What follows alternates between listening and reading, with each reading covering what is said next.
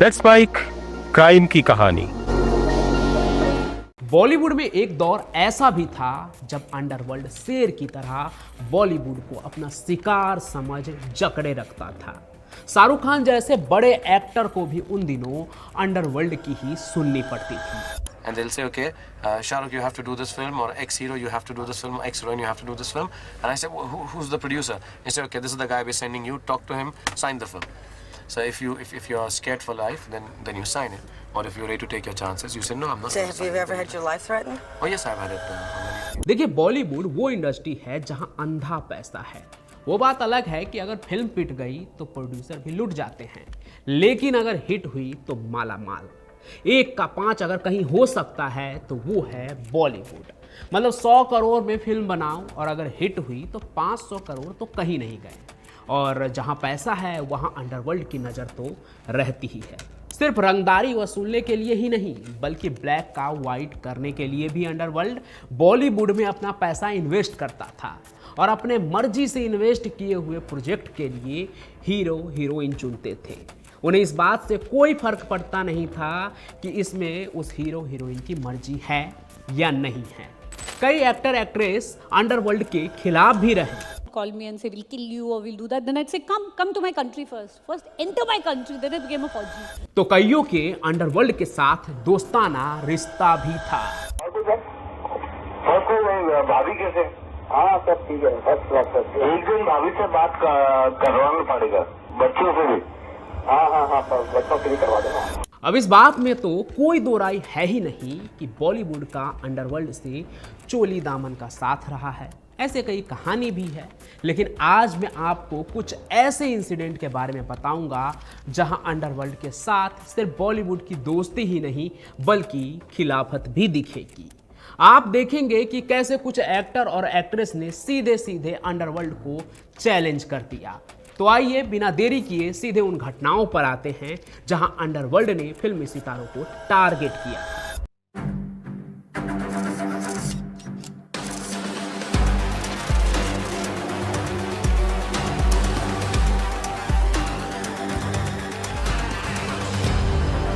वैसे बड़े पर्दे पर शाहरुख खान ने डॉन की भी भूमिका निभाई है और उनका एक आइकॉनिक डायलॉग भी है कि डॉन को पकड़ना मुश्किल ही नहीं नामुमकिन है।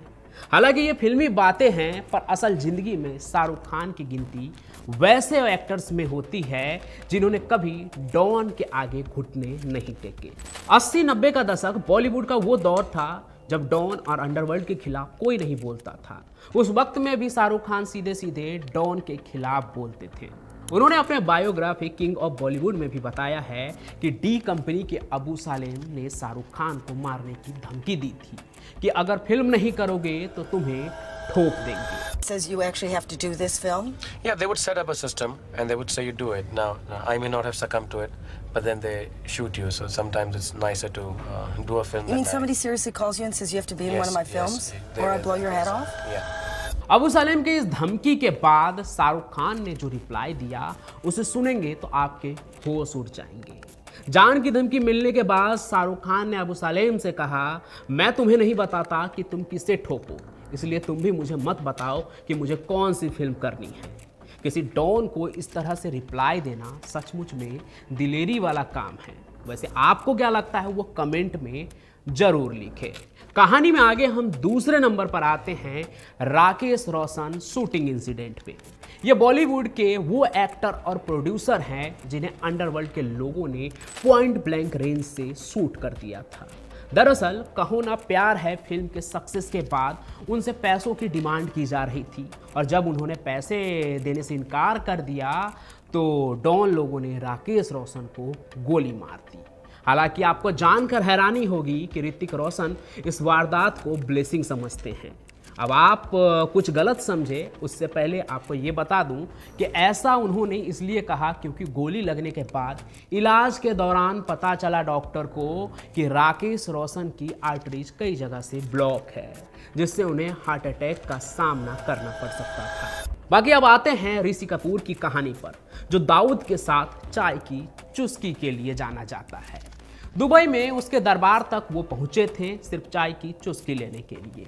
तो ये बात 1980 की शुरुआत की है, जब ऋषि कपूर को अंडरवर्ल्ड से कई थ्रेट्स मिले थे। इसके बाद जब वो अपने एक कॉन्सर्ट के लिए दुबई गए थे तो वहाँ गैंगस्टर डॉन दाऊद इब्राहिम ने उन्हें अपने घर बुलाया चाय पीने के लिए। ऐसे तो कोई भी सीधे साधे एक्टर एक्ट्रेस डॉन लोगों से दूर ही रहते थे, लेकिन ऋषि कपूर दाऊद से मिलने के लिए उनके घर पहुंच गए दुबई में, ये सोच के कि अगर वो रियल लाइफ डॉन से मिलेंगे तो उनको कभी अगर फिल्मों में डॉन का कैरेक्टर प्ले करना होगा तो उनको बहुत मदद मिलेगी असली डॉन को देखकर। मतलब गजब है। अब एक डॉन से मिलने का ये रीजन कितना सही या गलत है ये आप खुद ही बताइए। वहाँ के आगे सुनिए कि एक इंटरव्यू में ऋषि कपूर ने दाऊद के बारे में क्या कहा। तो खैर मैंने नहीं समझा कि इसमें कोई गलत बात है। मैं चाय पे गया, उनने मेरी बड़ी खातिर नवाजी की। मैंने कहा तो मुंबई वापस क्यों नहीं आ जाते हो, अपने आप को पुलिस के हवाले या लॉ के हवाले कर लो। तो उन्होंने कहा कि मुझे जस्टिस नहीं मिलेगा।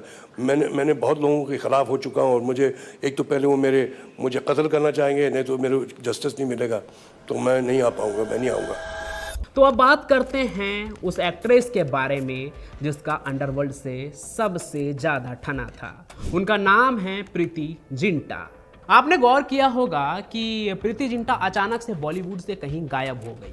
इसके पीछे की एक वजह अंडरवर्ल्ड भी माना जाता है, क्योंकि वो इंडस्ट्री में अकेली ऐसे एक्ट्रेस थी जिन्होंने कोर्ट में जाकर अंडरवर्ल्ड के बॉलीवुड कनेक्शन को डिस्क्लोज किया था, एक्सपोज किया था, जिसके बाद उन्हें बहुत धमकियां दी गई, बहुत ही गंदे गंदे थ्रेट्स भी दिए जाते थे, और तो और जान से मारने की धमकी मिलती थी वो अलग। Call me and say we'll kill you or we'll do that. Then I'd say come to my country first. First enter my country. Then it became a Fauji. लेकिन इन धमकियों के बाद भी वो टूटी नहीं। कहते तो ये भी है कि उनके को स्टार्स जो भी थे उन्होंने एडवाइस किया कि उन्हें अंडरवर्ल्ड के खिलाफ कोर्ट में नहीं जाना चाहिए। हालांकि उन्होंने अपना स्टैंड बिल्कुल क्लियर रखा कि उन्हें अंडरवर्ल्ड के खिलाफ ही रहना है। अब अंत में बात करते हैं वन एंड ओनली संजू बाबा के बारे में। बॉलीवुड में अगर अंडरवर्ल्ड के लोगों के साथ कोई बहुत फ्रेंडली था तो उसमें एक नाम संजय दत्त का भी आता है। इसी चक्कर में उन्हें जेल भी जाना पड़ा। लेकिन अभी आगे आप एक वीडियो देखेंगे तो आपको लगेगा कि अंडरवर्ल्ड से संजू बाबा कितने फ्रेंडली है और उनका कनेक्शन अंडरवर्ल्ड के लोगों के साथ किस हद तक था। चीज बोलूं आपको, वो चिकना जो है करिश्मा को फोन करके बोलता है कि तेरी मेरे आदमी आके तेरी माँ लेके चले जाएंगे। बस ये क्या होता है भाई? ज्यादा दिन नहीं है जी। और मैं अगर जी बस ये दुआ करो लगे मैं जी। अब एक बात बोलूं, ये तरीके को भी ना मेरे नाम से मेरा उठ दिया लोगों ने। अच्छा अच्छा। और यहाँ पे नंबर छोड़ा, मैं वो नंबर ट्रेस करने गया तो दूसरे दिन फिर उसने अपने नाम से बात करके वो किया फिर। अच्छा, 2-3 नंबर। हाँ मेरे नाम से जी। इसके पास 2-3 प्रीति थी, एक तो वो मैंने प्रीति का तो मैंने रिज्यूम में मैसेज अभी हाल में है अभी जी। अरे नहीं सवाल ही नहीं पैदा हुआ। चोपड़ा के पास है यार। मैंने बाकायदा इंटरव्यू दिया है एक पेपर में और एक टीवी में जी, और बंसाली का और चोपड़ा का जी। अच्छा मैंने कहा है हाँ बंसाली का हरीश का कुछ है ही नहीं उसमें। अच्छा जी। मैंने वो चोपड़ा को भी बोलना कि मैंने नहीं किया, किसी ने मेरा नाम से किया होगा जी। प्रीति को तो याद से बोलना कि मैंने नहीं किया जी। भाई मैंने उसको पैसे दिया जी। दिया इसलिए थोड़ी कि मैं उसको फोन करके वापिस मंगा लूँ। बिल्कुल। आई होप कि अब तक की कहानी सुनकर आपको साफ हो गया होगा कि आखिर बॉलीवुड से अंडरवर्ल्ड का क्या कनेक्शन था। कोई डॉन के साथ दोस्ताना था तो कोई उसके खिलाफ। हालांकि आज हमने कहानी सिर्फ 5 हस्तियों के बारे में बताई है। वैसे तो ये लिस्ट बहुत लंबी है। जहां मंदाकिनी को लेकर दाऊद और मिथुन दा के बीच भी ठनी थी, तो दूसरे तरफ छोटा राजन ने सोनू निगम को भी धमकाया था। अगर आप वो कहानियां भी सुनना चाहते हैं तो बॉलीवुड से अंडरवर्ल्ड कनेक्शन के पार्ट 2 के लिए कमेंट जरूर कीजिएगा। साथ ही साथ इस कहानी को लाइक कीजिए, ज़्यादा से ज़्यादा शेयर कीजिए। हमारे इस चैनल को सब्सक्राइब भी आप जरूर कर लीजिए।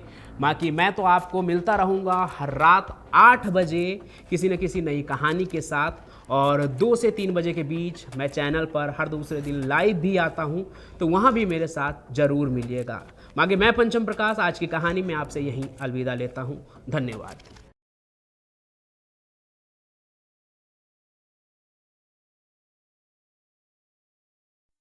आप सुन रहे थे let's mike more than radio. Follow कीजिए हमें हमारे सोशल मीडिया प्लेटफॉर्म्स पर। It's time for news. It's time for more than radio. Presenting the first radio news app, Let's Mic.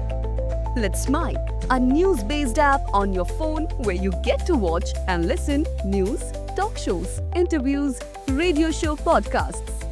On Let's Mic, you get all relevant information of TV, print, radio, podcast, and digital. Let's Mic talks about every segment of life.